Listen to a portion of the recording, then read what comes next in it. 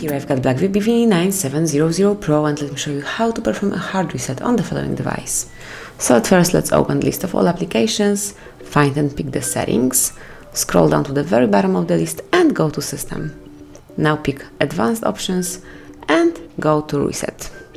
The last option here is Erase All Data, so simply select it. And if you truly want to delete all internal storage, including your Google account, system and app data, downloaded apps, music, photos, and other user data, click on Reset Phone.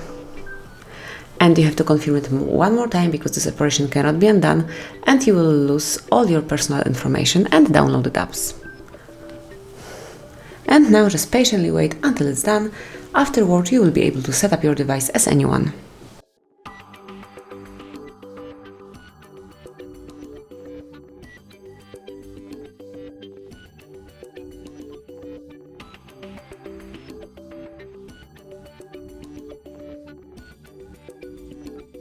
And that's it. As you can see, now you can set up your device as a new one.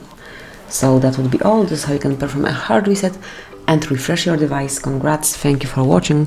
Please subscribe our channel and leave the thumbs up.